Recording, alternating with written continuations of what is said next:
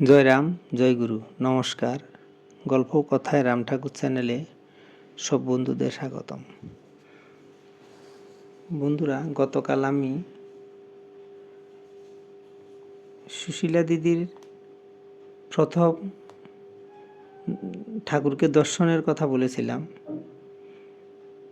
সুশীলা দিদি পুনরায় দ্বিতীয় দিন সকালবেলা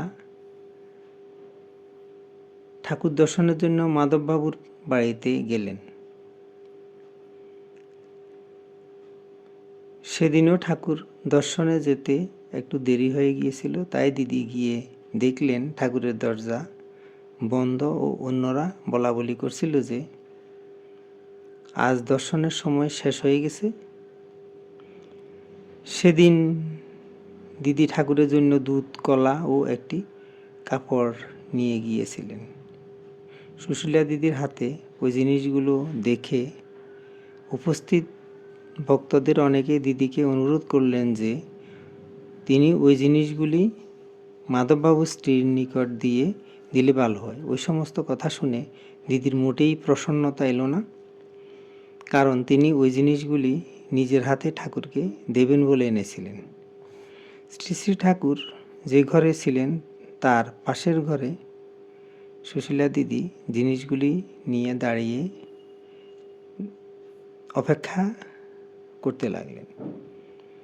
এবারও দিদি মনে মনে ঠাকুরের নিকট অভিমান বর্ষণ করতে লাগলেন, এই ভেবে যে ঠাকুর, তুমি স্বপ্নে কি না করো, আজ সামনে এসেছি আর তুমি দরজা বন্ধ করে বসে আছো। এমন সময় হঠাৎ দরজা খুলে গেল। দিদি দেখলেন শ্রী শ্রী ঠাকুরেই দরজা খুলে দিয়ে বিছানাতে উঠছেন। এমন সময় ঠাকুর ঘর থেকে একজন লোক এসে দিদিকে বললেন, ঠাকুর আপনাকে ডাকছেন। দিদি ঠাকুরের নিকট গেলেন, ঠাকুরকে প্রণাম করে কাপড়খানা দিলেন, টেবিলের উপর দুধ কলা রাখলেন।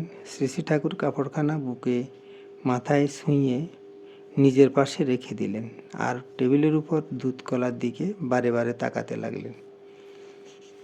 শ্রী শ্রী ঠাকুর দৃষ্টি দান করে ওইগুলি গ্রহণ করলেন। দিদি ঠাকুরকে প্রণাম করলেন। শ্রী শ্রী ঠাকুর দিদির মাথায় হাত রেখে জয় গোবিন্দ বলে আশীর্বাদ করলেন।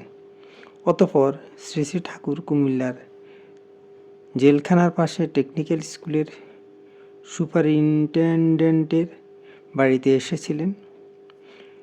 তাই তৃতীয় দিন ঠাকুর দর্শনের জন্য সুশীলা দিদিকে ওই বাড়িতে যেতে হয়। সেদিন বাগানে একটি বড় গোলাপ ফুটেছিল। ঠাকুর দর্শনে যাবার সময় সুশীলা দিদি ওই গোলাপটি নিয়ে যান। তিনি ঠাকুরকে প্রণাম করে ওই ফুলটি দিলে শ্রী শ্রী ঠাকুর ওই ফুলটি প্রথমে নিজের বুকে, তারপর কপালে, তারপর মাথায় ঠেকিয়ে পাশে রেখে দেন। এইভাবে পরপর 3 দিন সুশীলা দিদি শ্রী শ্রী রাম ঠাকুরের দর্শন পেয়েছিলেন। দিদি জীবনে সেই দর্শনেই স্থূলভাবে ঠাকুরকে শেষ দর্শন। এখনও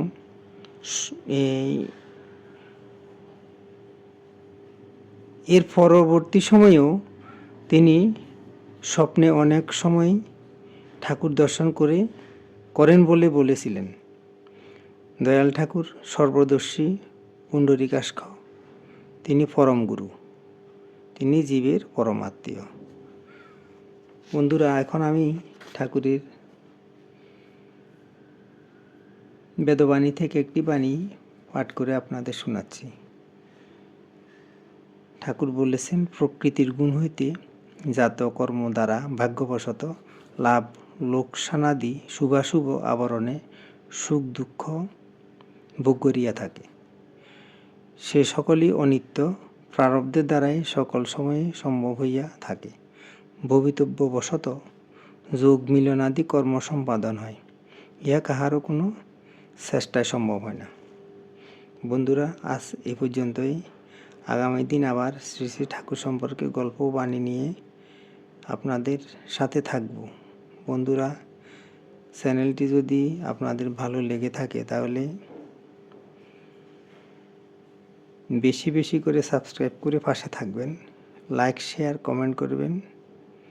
ধন্যবাদ, ভালো থাকবেন। জয় গোবিন্দ, গুরু কৃপায় কেবলম।